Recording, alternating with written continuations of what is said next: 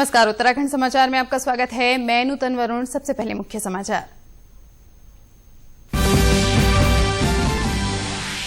प्रधानमंत्री ने की कोविड वैक्सीन तैयार करने और महामारी संबंधित चुनौतियों पर सर्वदलीय बैठक की अध्यक्षता। कहा, भारत में अगले कुछ हफ्तों में कोविड वैक्सीन होगी उपलब्ध।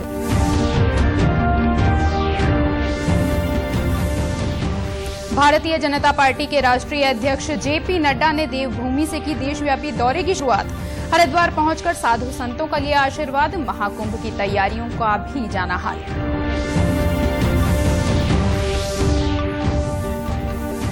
मुख्यमंत्री ने किया वन विकास निगम के ई ऑक्शन पोर्टल का शुभारंभ। कहा, ई ऑक्शन प्रक्रिया से कार्यों में आएगी तेजी। लोगों को नहीं काटने होंगे सरकारी कार्यालयों के चक्कर।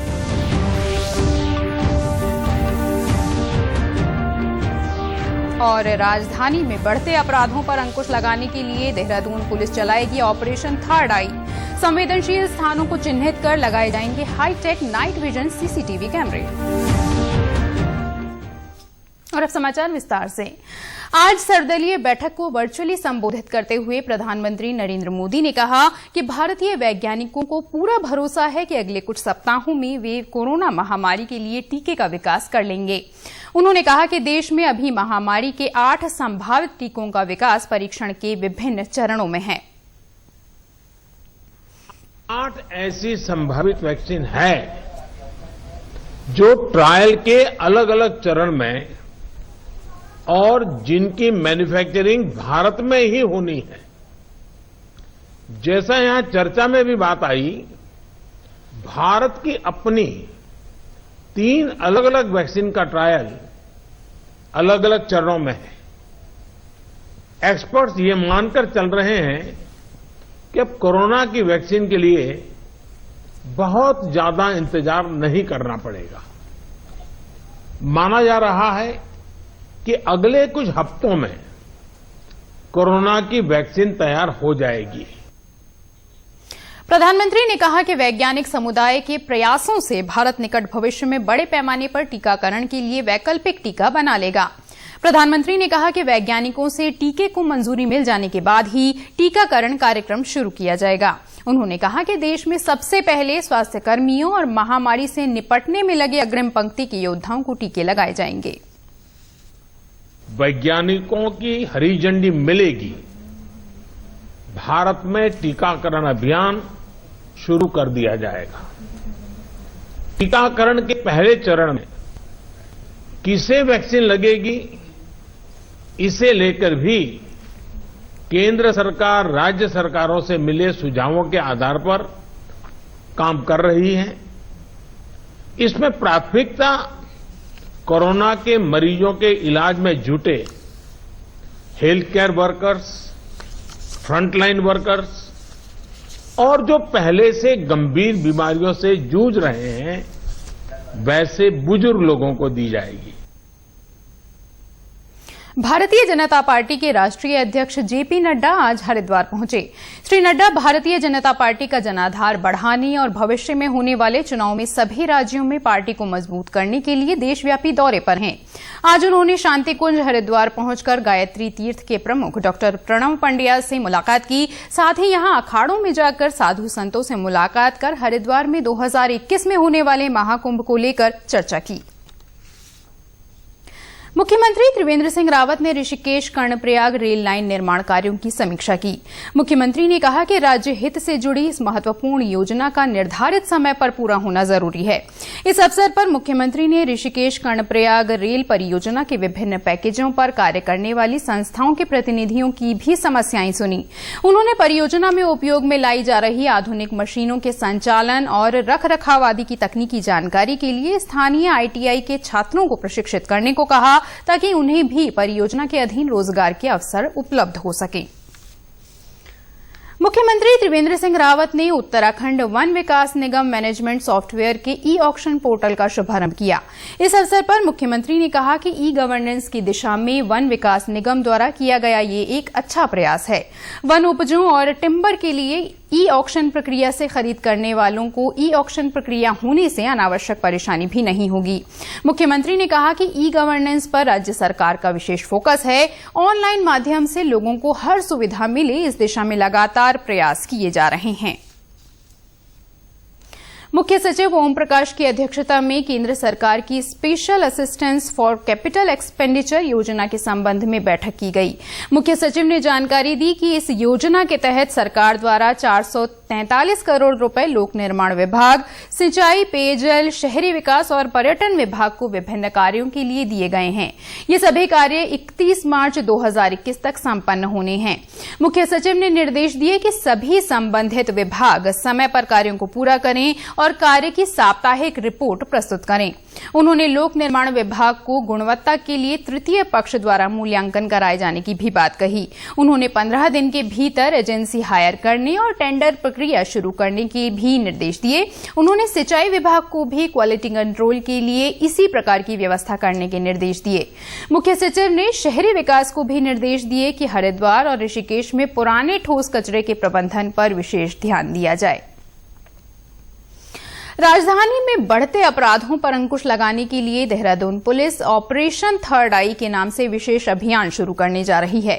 इस ऑपरेशन का उद्देश्य संवेदनशील स्थानों को चिन्हित कर वहां हाईटेक नाइट विजन सीसीटीवी कैमरे लगाना है। साथ ही जनपद के सभी थाना चौकी क्षेत्रों में उन स्थानों को भी चिन्हित किया जा रहा है जहां दूर दूर तक सीसीटीवी नहीं लगे हैं। डीआईजी अरुण मोहन जोशी ने कहा कि इस अभियान का मुख्य उद्देश्य अपराध की रोकथाम के साथ साथ असामाजिक तत्वों के अंदर डर पैदा करना है। तो हमने 2 हफ्ते का एक ड्राइव स्टार्ट किया है और फोकस ये है कि जो इस तरह के पॉइंट्स हैं जहां पर हमारे कैमरे नहीं लगे हुए हैं और जहां से कई बार हमको दिक्कतें आती हैं जब हम कैमरे फॉलो कर रहे होते हैं, वो एरियाज हमारे कवर हो जाएं। तो जो भी हमारे थाना प्रभारी हैं, स्टेप ऑफिसर्स हैं, उनको बताया गया है कि 2 हफ्ते का एक विशेष अभियान चलाएंगे और जो भी इस तरह के हमारे पॉइंट्स हैं जहां पर कैमरे फंक्शनल नहीं है या नहीं लगे हुए हैं, उनको आइडेंटिफाई करते हुए उनको रेक्टिफाई करेंगे और जहां पर नए कैमरे लगने हैं उनको इमीडिएटली लगाने का काम करेंगे। और इसके बाद 15 दिन के बाद हम इसमें एक मॉक एक एक्सरसाइज करेंगे जिसमें हम देखेंगे कि कहां पर ऐसी खामियां भी रह गई हैं जहां से क्रिमिनल को लाभ मिल सकता है। फोकस इसी बात पर है कि कैमरों का मैक्सिमम इस्तेमाल किया जा सके। कोरोना संक्रमण के बीच अल्मोड़ा के सोबन सिंह जीना विश्वविद्यालय के जंतु विज्ञान विभाग और राष्ट्रीय प्रौद्योगिकी संस्थान रायपुर के जैव प्रौद्योगिकी विभाग द्वारा बिच्छू घास पर एक विशेष शोध किया गया है। जंतु विज्ञान विभाग के सहायक प्राध्यापक और शोध प्रमुख डॉक्टर मुकेश सामंत ने बताया कि बिच्छू घास में पाए जाने वाले 110 कंपाउंड्स की मॉलिक्यूलर डॉकिंग विधि द्वारा स्क्रीनिंग की गई है। स्क्रीनिंग के बाद 23 कंपाउंड्स ऐसे पाए गए हैं जो कोरोना वायरस से लड़ने में काफी कारगर सिद्ध हो सकते हैं। कोरोना काल चल रहा है अभी, तो विश्व भर के सारे वैज्ञानिक और सारे शोध संस्थान इसमें लगे हुए कि कोरोना की वैक्सीन मिल जाए या इसकी ड्रग डेवलप हो जाए।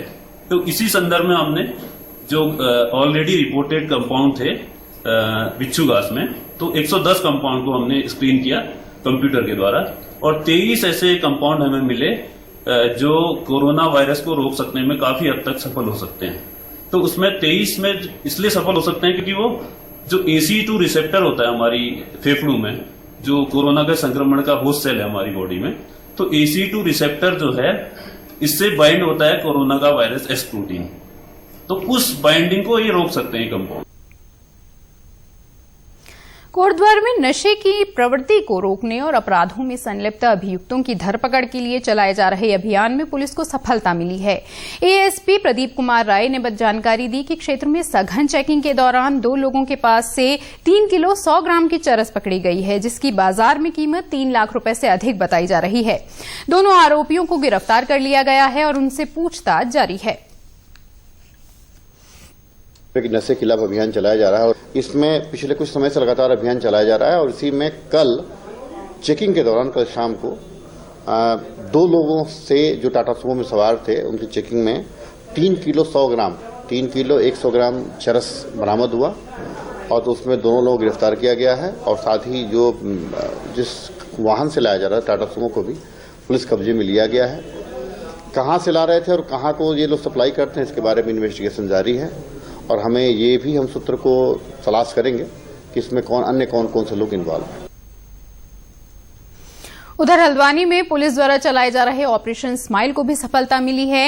एएसपी राजीव मोहन ने जानकारी दी कि पिछले 1 महीने में ऑपरेशन स्माइल से जुड़ी टीम ने 5 नाबालिग बच्चियों को बरामद किया है। ये सभी बच्चियां पिछले कई सालों से गायब बताई जा रही थीं, जिनको अब उनके परिजनों को सौंप दिया गया है। पुलिस टीम की सफलता पर एसएसपी नैनीताल ने टीम को पुरस्कार देने की घोषणा की है। साथ ही इस अभियान को 1 महीने के लिए बढ़ाए जाने और टीम को 9 लापता बच्चियों को ढूंढने का लक्ष्य दिया गया है। नैनीताल जनपद में विगत 5 वर्षों में कुछ नाबालिग बच्चियां हमारी मिसिंग थी, जिनका पता नहीं चल पा रहा था। तो उसी के संबंध में वरिष्ठ पुलिस अधीक्षक महोदय नैनीताल द्वारा एक टीम का गठन किया गया, जिसमें सब इंस्पेक्टर लता बिष्ट इसका नेतृत्व कर रही थी। इसमें हमने जो विगत 5 वर्षों में हमारी नाबालिग बालिकाएं थी, उनके बारे में हम टीम के द्वारा जगह जगह जाकर प्रयास किए गए और उनके प्रयासों के फलस्वरूप जो हमारी 5 नाबालिग बच्चे थी 100% बरामद हो गई हैं। इसकी सफलता को देखते हुए अब हमारा फोकस जो है हमारे नाबालिग बच्चे हैं, इनको हमने लिस्ट करके इनको 1 महीने का और अभियान ये जनपद स्तर पर चलाया जा रहा है। जनपद चमोली में जिला सहकारी बैंक द्वारा सीमांत क्षेत्र के दूरस्थ गांव में एटीएम वैन से लोगों को बैंकिंग सेवाएं उपलब्ध कराई जा रही हैं। इस सुविधा के जरिए अब दूर दराज के गांव में रहने वाले लोग घर बैठे ही मोबाइल एटीएम से पैसे निकाल सकेंगे। जिला चमोली जिला सहकारी बैंक द्वारा उस कैश वैन का उपयोग दूरस्थ रूरल जो हमारे क्षेत्र है, पिछड़े क्षेत्र हैं, जहां बैंकों की सुविधा नहीं है वहां, और जो छावनी क्षेत्र हमारे हैं वहां हम इस कैश वैन का लाभ लोग ले रहे हैं। बॉर्डर पर अपनी सेवाएं दे रही सेना के जवानों के लिए भी अब इस वैन के जरिए कैश निकालना आसान हो गया है, जबकि पहले सेना के जवानों को अपनी छावनी से 50 किलोमीटर दूर आना पड़ता था। पहले क्या था कि बैंक हमसे कोसों दूर रहता था, आज हमारे दरवाजे पर बैंक आ गया है। इसके लिए मैं बहुत ही सराहना करता हूं, धन्यवाद देता हूं। और खासकर इस लोकेशन में, ये जो दुर्गम इलाका है, यहाँ तक आप जो हमारी सेवा कर रहे हैं उसके लिए हम कृतज्ञ हैं और आपका शुक्रिया करते हैं। राजधानी देहरादून में जिलाधिकारी आशीष श्रीवास्तव ने जल जीवन मिशन योजना की समीक्षा बैठक ली। जिलाधिकारी ने जानकारी दी कि इस मिशन के जरिए देहरादून जिले में 87% गांवों को नल से जल की आपूर्ति की जा चुकी है। शेष बचे गांवों तक योजना का लाभ पहुंचाने के लिए शासन को डीपीआर भेज दी गई है। उन्होंने जानकारी दी कि सभी आंगनबाड़ी केंद्रों को भी योजना के तहत 20 दिसंबर तक पानी का कनेक्शन देने के निर्देश दिए गए हैं। जल जीवन मिशन में अभी जो पूरे राज्य में देहरादून अभी प्रथम स्थान पर है और लगभग 87% से ऊपर थोड़ा जो है कवरेज किया जा चुका है। अब इसके अलावा कुछ गांव हैं, वहां के लिए जो है हमने डीपीआर जो है शासन को आज अब भेज दी है और वहां से जैसे ही वो पास होके आएगी तो और घरों में भी किया जाएगा।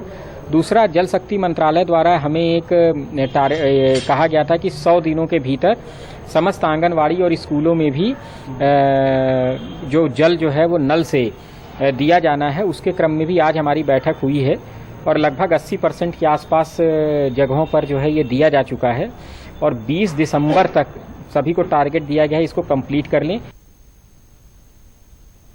उत्तराखंड के समाचारों में बस इतना ही। चलते चलते मुख्य समाचार एक बार फिर। प्रधानमंत्री ने की कोविड वैक्सीन तैयार करने और महामारी संबंधित चुनौतियों पर सर्वदलीय बैठक की अध्यक्षता। कहा, भारत में अगले कुछ हफ्तों में कोविड वैक्सीन होगी उपलब्ध।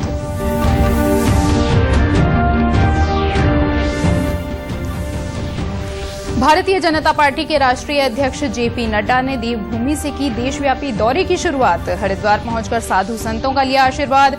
महाकुंभ की तैयारियों का भी जाना हाल।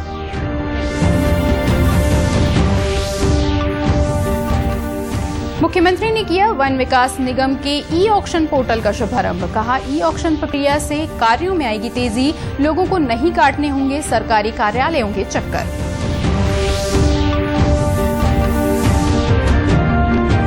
और राजधानी में बढ़ते अपराधों पर अंकुश लगाने के लिए देहरादून पुलिस चलाएगी ऑपरेशन थर्ड आई। संवेदनशील स्थानों को चिन्हित कर लगाए जाएंगे हाईटेक नाइट विजन सीसीटीवी कैमरे। उत्तराखंड की खबरों के लिए आप हमसे सोशल मीडिया के माध्यम से भी जुड़ सकते हैं। हमारा ट्विटर हैंडल है DD News_देहरादून। हमारा फेसबुक पेज है DD News उत्तराखंड और हमारे YouTube channel DD news Uttarakhand को भी आप सब्सक्राइब कर सकते हैं। कोरोना संक्रमण से बचने के लिए मास्क का अनिवार्य रूप से और सही ढंग से प्रयोग करें। साथ ही सामाजिक दूरी का ख्याल रखें, नियमित रूप से हाथ धोएं और याद रखें, कोरोना को हराना है, मास्क जरूर लगाना है। इसी के साथ बुलेटिन समाप्त हुआ। नमस्कार।